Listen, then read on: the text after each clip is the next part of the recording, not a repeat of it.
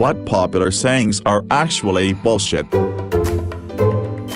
Basically, as has been pointed out, many of the common sayings we use only use part of the actual idiom. My personal cringe-inducing one is "great minds think alike."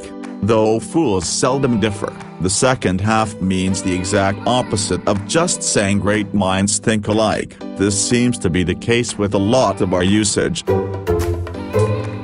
Time heals all wounds. Most grief, especially complicated grief and trauma, isn't something you heal from but rather you move on with it, not from it. Also, it's not like time passes and magic happens. For this phrase to be valid you'd need to do some soul work, for example therapy, for that wound to find healing. What doesn't kill you, makes you stronger. No, go fuck yourself. It is not a healthy way to cheer someone up and give them motivation. This saying diminishes the pain you get from the not being killed, the possible trauma and all other consequences. No FFS. It doesn't make me stronger, it makes me weaker at times and forces me to develop sometimes pretty unhealthy coping mechanisms. Not necessarily a saying, but when you're feeling self-conscious about being overweight and decide to tell a skinny, healthy friend about it, they have the balls to say "I'm fat too" or "you're not fat." I am. I might be the only one and maybe they're just trying to make me feel better about myself, but it genuinely irritates me when someone says stuff like that. Forgive your enemies. People use this all the time to pressure abuse victims. You don't have to forgive anyone if you don't want to, and you're not bad if you choose not to forgive someone. Other people's fuck-ups are on them. You don't owe them shit. Pain makes gain. Bullshit. If it hurts, don't do it. Source: former timber faller. I've been through physical therapy a couple of times. When it starts feeling better and then starts hurting again, stop doing that shit. Yeah, now you're starting to wear yourself out again. Hard work hurts sometimes folks, but don't be stupid. Quit before you're too far behind sometimes. Sticks and stone will break your bones, but words will never hurt you. For victims of bullying, especially kids, it's the words that hurt the most. It makes out that the bullied person is at fault for not letting the words roll off them. With 20+ years of hindsight, I still would never say this a victim of bullying. Sticks and stones will break my bones, but words will never hurt me. No.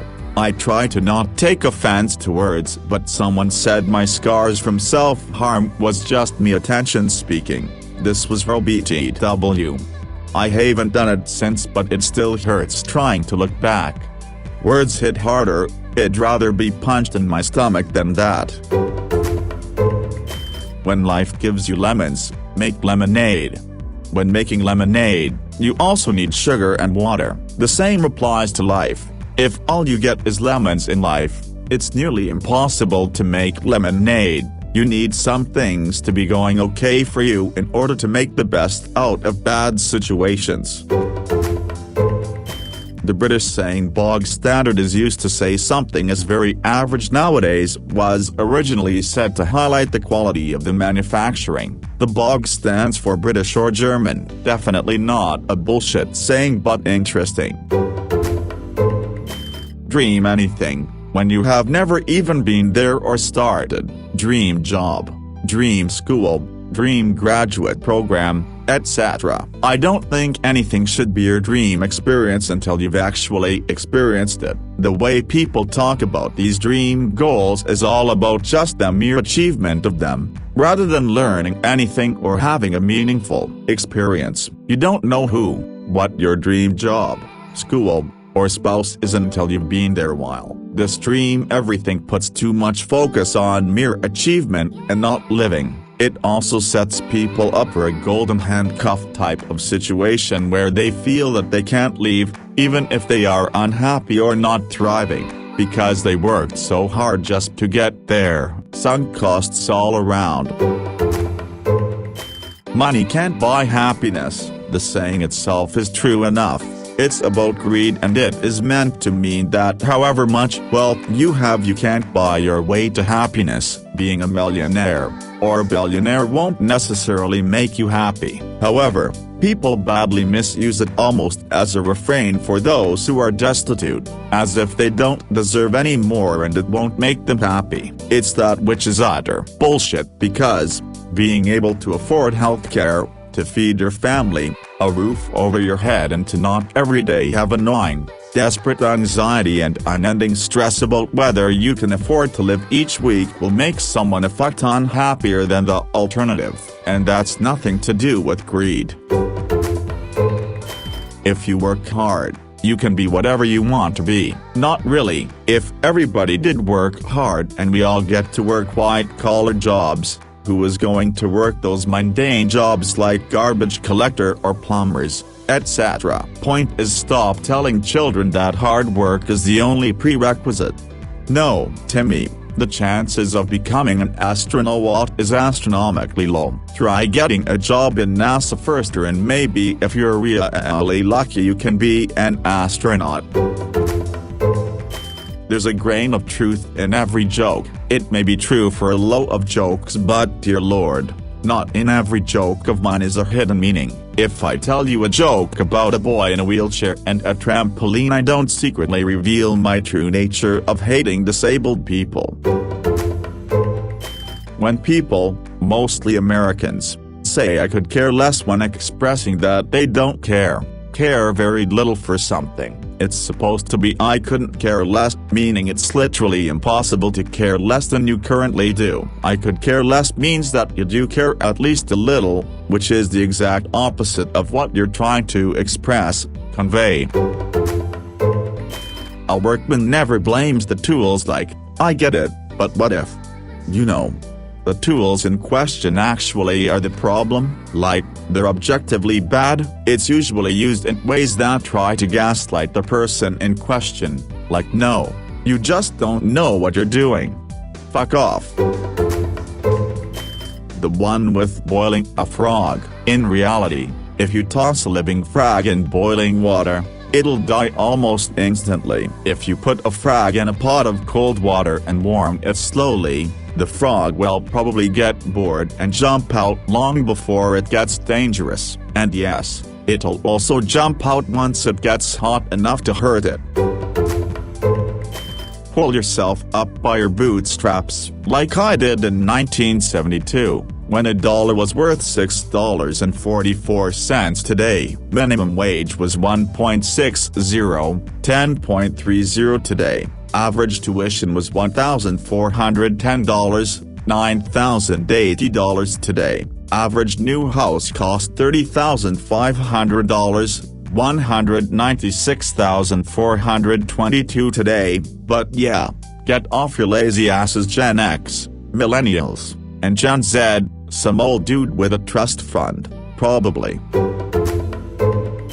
You can do anything if you put your mind to it and work hard. Unfortunately, that's just not true. Different people have different talents and abilities, and many jobs are about either luck in getting one, or who you know as much as talent or skill. Not everyone can be the president, an actor, or a surgeon, but that doesn't mean that a realistic goal or dream is out of reach at all. Just that a person should play to their skills and abilities, working on them to be the best them they can be. Jack of all trades, master of none. The full quote continues, is sure a lot better than master of one, but people always leave that out. There's this idea that specialization is key, and maybe it will help maximize wage earnings, but it doesn't lead to a full and happy life. Let's see. Money doesn't buy you happiness. Pull yourself up by your bootstraps, work hard and good things will come. There is a labor shortage. Kids these days don't want to work. Higher wages will collapse the economy. Illegal immigrants are stealing our jobs. I have to stop now. I'm getting angry. Blood is thicker than water. This is a misquote, used as emotional manipulations from family members. The actual quote is, the blood of the covenant is thicker than the water of the womb. means that bonds that you've made by choice are more important than the people that you are bound to by the water of the womb. The saying reflects the fact that the bonds you choose for yourself can mean much more than the ones you don't have much say in. If you can't handle me at my worst, then you don't deserve me at my best. Basically emotionally manipulating people to live with your shit because you may give them something better someday. Highly recommend considering breaking off these kind of people from your life.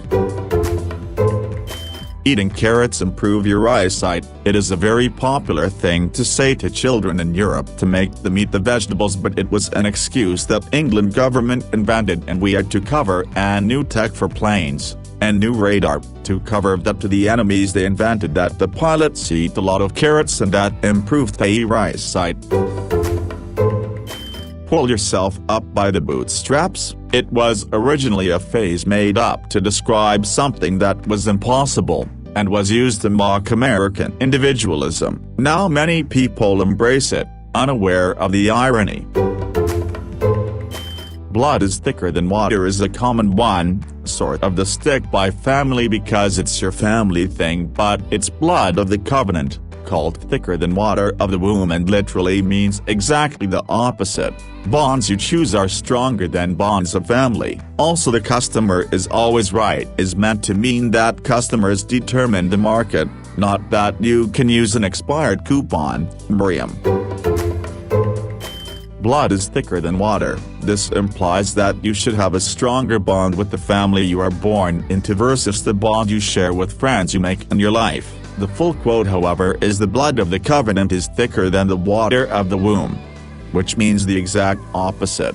The bonds you form outside of family, the bonds you choose, are stronger than what you're randomly born into. Said to many little girls the world over, that little boy's only mean to you because he secretly likes you. No. He's mean to you because he's very unsecretly a little shit, who'll grow up to be a big abusive shit later in life. If he liked you, he'd just be painfully shy like I always was around the girls I liked. I could care less. Oh, you could, so you do care. To a degree. How much exactly? Because this is a completely ambiguous statement. Question mark. Ah, I see, you don't care at all. So what you should have said is I couldn't care less. Those who can't do, teach, as a teacher. Screw this, as if to say we only became teachers as a last resort because we couldn't make it in science or journalism or whatever field it is that we teach. Teaching is a profession we train in addition to learning our subject matter. We choose to teach, and it's hard. I've worked in labs. Teaching is way more demanding in so many ways. Revenge is unsatisfying, says the people who never got revenge. It is satisfying when someone tries to fuck you over but you end up turning their friends against them. It's an awesome feeling when someone makes fun of you and you beat them until they're injured or lying on the ground. It's amazing, satisfying when someone harms you when you get them into major trouble. It's beautiful. People saying revenge is unsatisfying either never took revenge, or they're pretentious virtue signalers. You can accomplish anything if you believe in yourself was one of the biggest lies we were told as kids, along with any variation of you're special. Also, your opinion is equally valid as someone else's, not if you don't know what the fuck you're talking about. It isn't. Respect your elders. Do not get me wrong, I think elders deserve respect, as well as literally everyone else. An elderly person is walking behind me at the gas station, I will hold the door for them. A younger person is walking behind me at the gas station, I will open the hold for them also. My family, at least one my mom's side, has mostly very narrow-minded elderly people in it who make racist and just in general mean comments about people who are different. I do not believe them being elderly alone makes them deserving of more respect than my young cousins. What does not kill you makes you stronger. Statistically, that which almost kills you leaves you weaker, with PTSD and medical bills. On a brighter note, Whatever kills you makes you dead. Money can't buy happiness, lol. It totally can. Source: me, had a ton of money left to me by both my mother and father when they died. My family and I definitely enjoyed the benefits of said money. Thanks mom and dad. You can never truly love someone until you love yourself, as some form of comforting words. Telling this to someone who doesn't love themselves, you've now just also told them that they'll never truly have love either because of the way they are. I can see why someone maybe think that is a motivator, but it really isn't. Due to others as you would have done to you. Try that line with a teenage boy who keeps sexually harassing girls. A slightly better saying is, if you would not have something done to you, don't do it to others, but not by much. Be yourself, they will love it. It's not that being who you are is bad, but rather the expecting the latter part to follow, that's the issue. Not everyone is going to love you for who you are, and we should be okay with that. Finish school with high grades, get higher education, and pull yourself up by the bootstraps. I'm sorry, that may have worked 75 years ago to some extent. That is nothing but rhetoric people say to make the world seem more plausibly in reach. But now it's nothing but undue pressure and debt coercion. Truth is in the middle, or however it's said in English, the truth is where it is. It's possible that no one is right about something. The amount of people with given opinion doesn't affect the actual truth. Even if majority of people would agree that 2 + 2 equals anything other than 4, the true result would still be 4. Get back on the horse. No.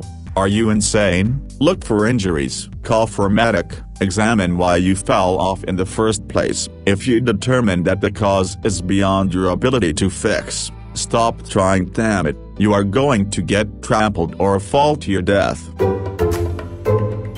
What doesn't kill you makes you stronger. No. A urinary tract infection in a very elderly person can increase symptoms of dementia, makes them more difficult to care for, and makes them more likely to break a hip. Saw this cycle repeat when I worked in a hospital system.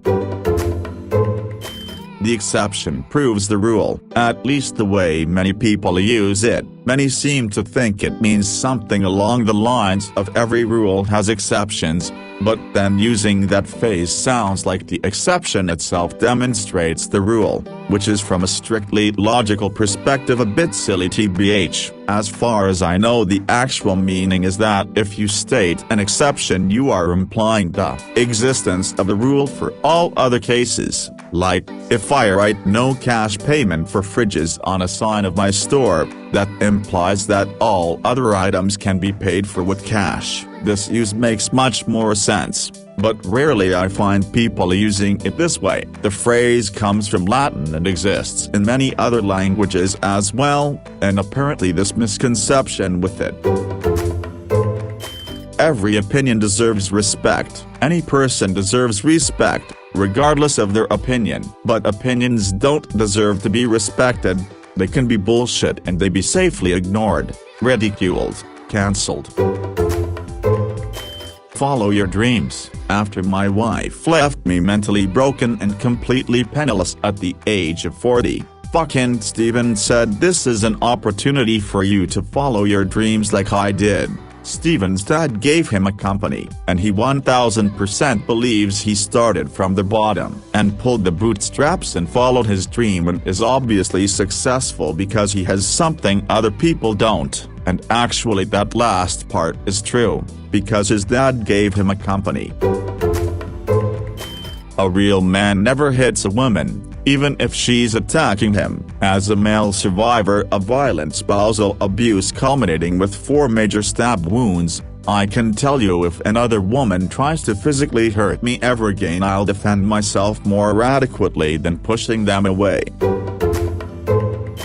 Nobody will love you until you love yourself. This is toxic bullshit that basically berates people for having mental illnesses or self-esteem issues that keep them from loving themselves. When boyfriend met me, I was an absolute emotional and immature mess, but he has still loved me every step of the way for almost 3 years now. And with his patience and support, I have grown into someone I didn't think I could ever be. He helped me get into therapy and the gym, and I moved out of my parents' place and got an actual job to support myself. I may not ever truly love myself, but in even more time, I think I'll be able to turn what progress I've made into self-acceptance at the very least. You are worthy of love and can be loved even if you loathe yourself. If anyone spews this shitty line at you, honestly just walk away without a word, because that's poison you don't need or deserve.